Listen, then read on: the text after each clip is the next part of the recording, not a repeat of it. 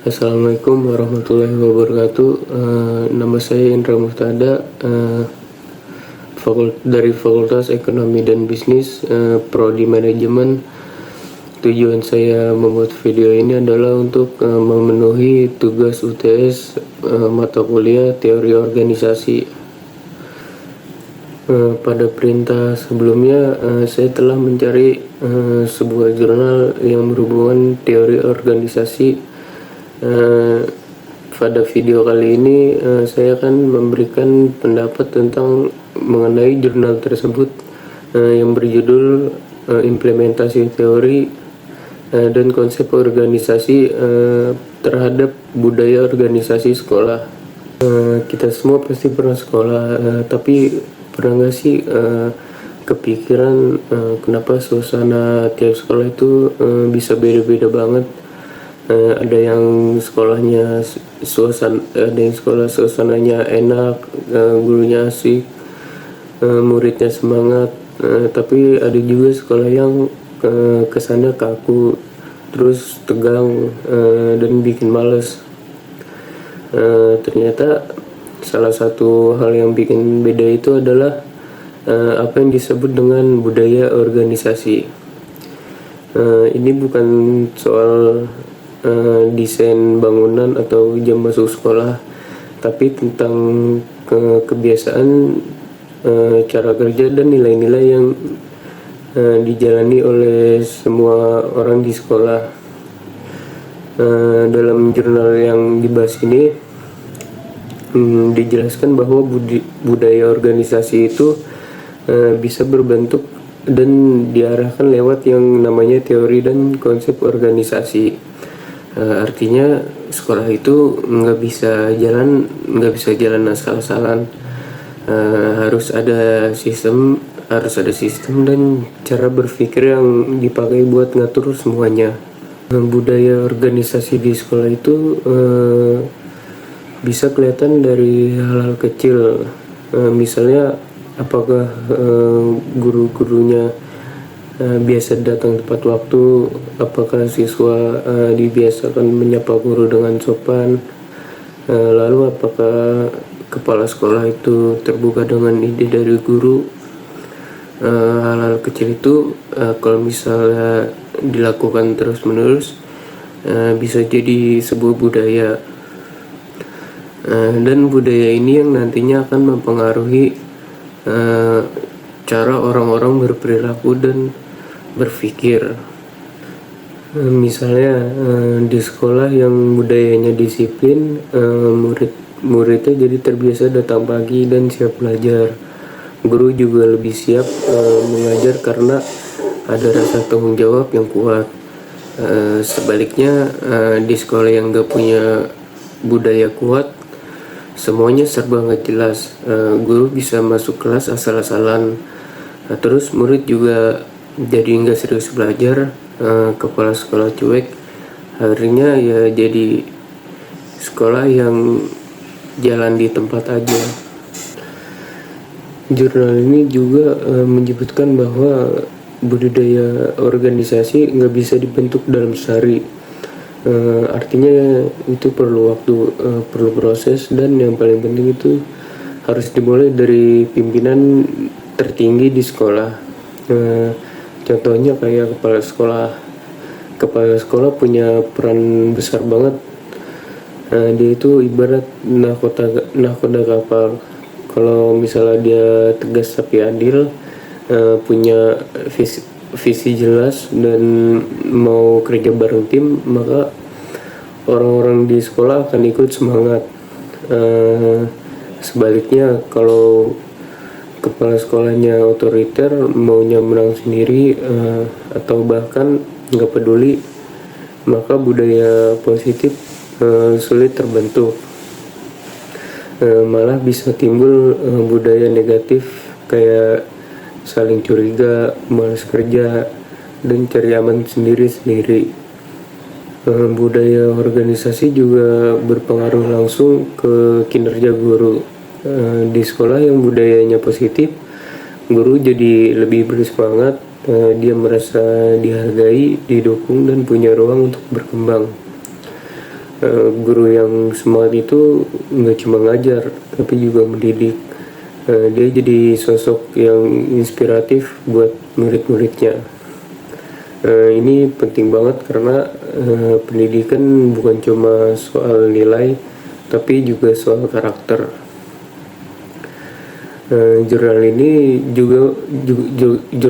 juga menjelaskan bahwa teori organisasi yang diterapkan di sekolah itu harus selaras dengan tujuan pendidikan.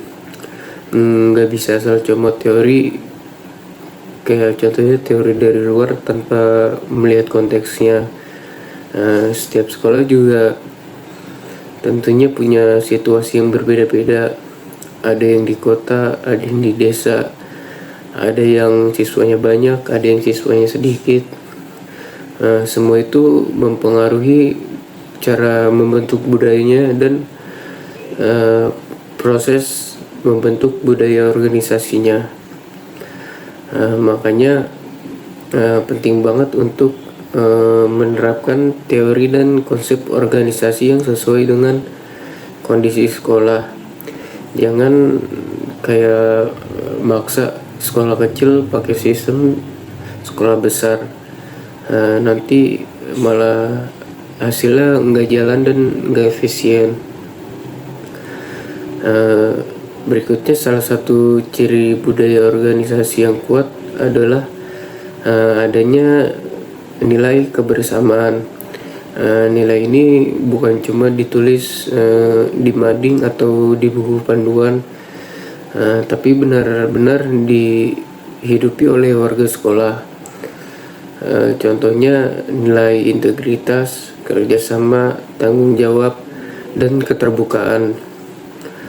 Kalau semua warga sekolah meyakini dan menjalankan itu, maka suasana kerja jadi lebih sehat.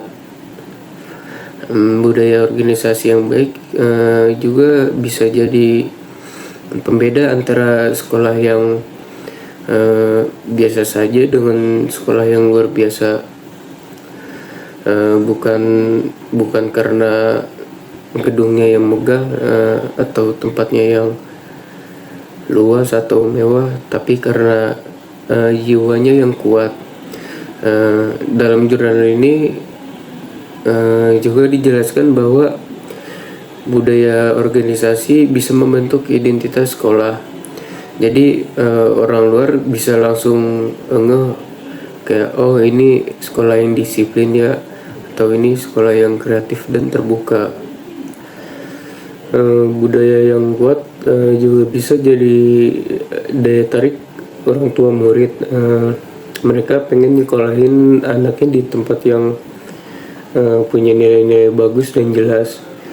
Selain itu, budaya organisasi juga penting buat siswa karena siswa belajar bukan cuma dari buku tapi juga dari lingkungan sekitarnya. Mereka ngelihat gimana kayak guru bersikap, gimana sekolah ngatur kegiatan, dan itu semua jadi satu pembelajaran. Di sekolah yang punya budaya positif, murid jadi lebih percaya diri, lebih disiplin, dan punya rasa tanggung jawab. Mereka juga jadi lebih nyaman untuk berkembang sesuai minat dan bakatnya. Sementara sekolah yang budayanya buruk, murid bisa jadi apatis, kayak nggak peduli dengan nilai, malas ikut kegiatan, bahkan bisa terjerumus ke hal-hal negatif. Makanya jurnal ini menyarankan supaya sekolah serius membangun budaya organisasi itu sejak dini, mulai dari pelatihan guru, kepemimpinan kepala sekolah, sampai ke keterlibatan siswa dalam pengambilan keputusan. Lalu satu hal yang menarik dari jurnal ini adalah penekanan pada iklim organisasi. Maksudnya maksudnya itu kayak suasana umum di sekolah. Apakah sekolah terasa hangat, terbuka dan suportif, atau justru terasa dingin, kaku dan penuh tekanan. Iklim organisasi bisa dibentuk lewat komunikasi yang baik. Kalau semua orang bisa ngomong terbuka tanpa takut dimarahi, maka suasana jadi enak. Selain itu, pengakuan dan penghargaan juga penting. Guru dan siswa yang berprestasi sebaiknya diapresiasi supaya menjadi semangat terus dan bisa kayak jadi semangat lagi belajar ya. Ini juga bagian dari budaya juga. Jurnal ini juga menyinggung soal perubahan. Kadang budaya organisasi yang lama udah nggak cocok sama perkembangan zaman, maka perlu ada adaptasi.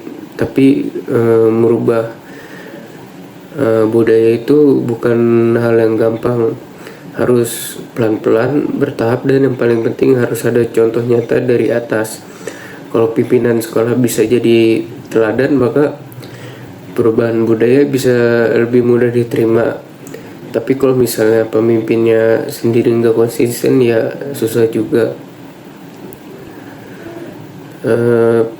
Perubahan itu bisa dimulai dari hal-hal kecil, misalnya kayak membiasakan senyum dan salam di pagi hari, atau memberikan ruang diskusi antar guru dan siswa. Dari hal-hal sederhana itu lama-lama bisa membentuk budaya baru, karena budaya itu pada dasarnya kumpulan dari kebiasaan yang dilakukan berulang-ulang. Dalam jurnal disebutkan juga bahwa budaya organisasi punya 6 ciri utama, yaitu keteraturan sikap, norma, terus nilai utama, filosofi, aturan, dan iklim organisasi tersebut. Semua ciri itu kalau misalnya dijalani dengan konsisten akan membentuk sekolah yang kuat dan juga punya arah yang jelas. Tapi kalau hanya jadi wacana, budaya itu cuma jadi slogan doang. Butuh tindakan nyata dari semua pihak. Lalu di akhir jurnal disimpulkan bahwa keberhasilan sebuah sekolah sangat ditentukan oleh budaya organisasinya.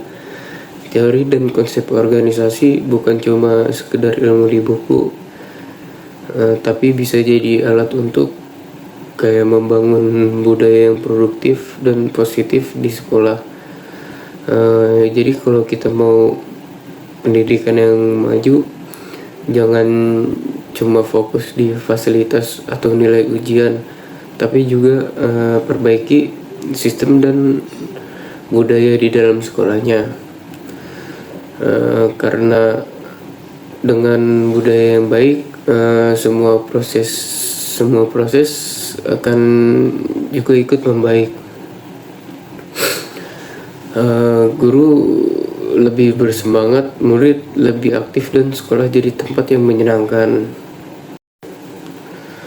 Jurnal ini membuka mata kita bahwa pendidikan bukan soal kurikulum doang, tapi soal bagaimana semua orang di sekolah bekerja sama dengan nilai-nilai yang sama. Semua orang dari kepala sekolah sampai satpam punya peran dalam membentuk budaya organisasi. Kalau semua kompak dan punya visi yang sama, sekolah akan jadi tempat yang tumbuh luar biasa. Dan yang paling penting, budaya ini nggak bisa dibentuk oleh satu orang aja, harus bareng-bareng, harus kolaboratif. Sekolah bukan cuma tempat untuk kayak menyampaikan pelajaran, tapi tempat di mana karakter kita itu dibentuk dan kehidupan dijalani. Budaya organisasi yang kuat adalah investasi jangka panjang yang hasilnya akan terlibat dalam kualitas lulusan dan nama baik sekolah. Jadi mulai sekarang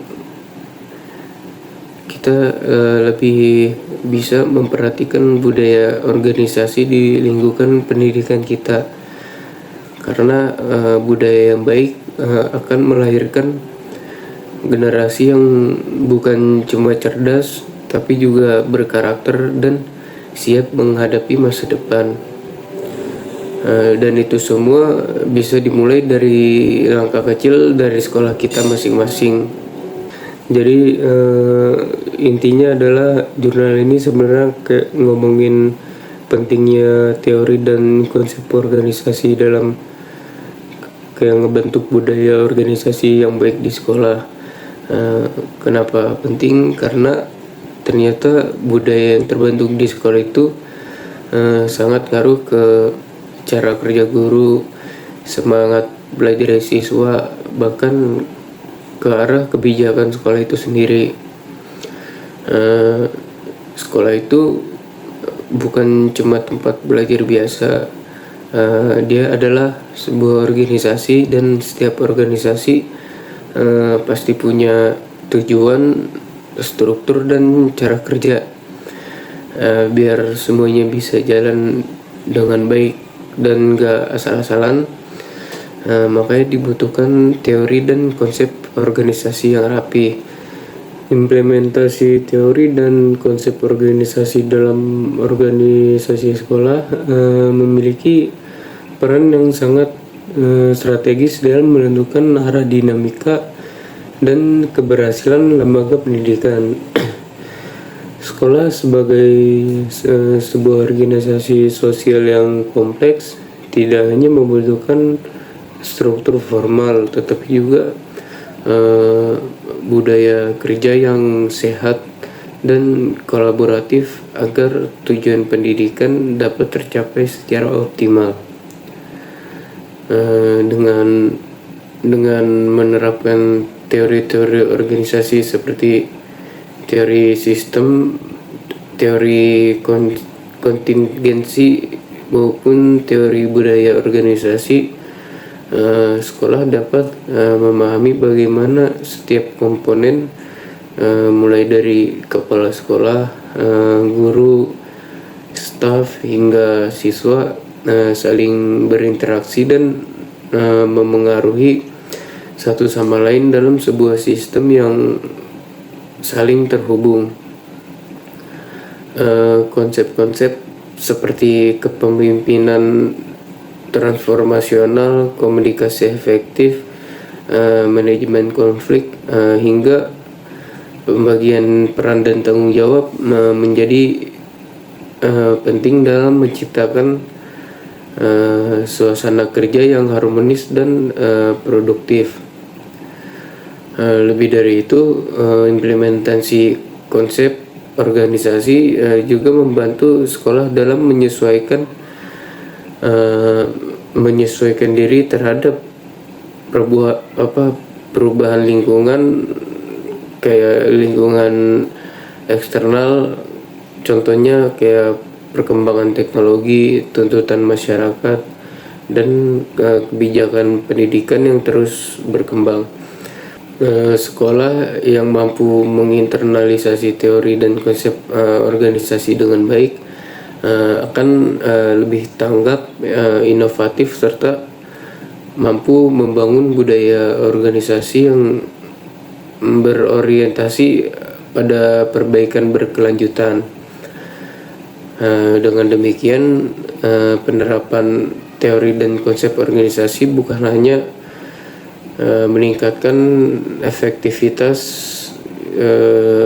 manajerial, tetapi juga memperkuat nilai-nilai kolektif yang menjadi identitas sekolah.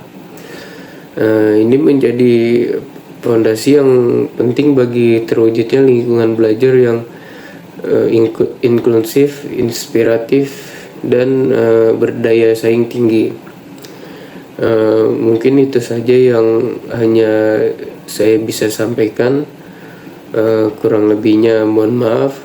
Wassalamualaikum warahmatullahi wabarakatuh.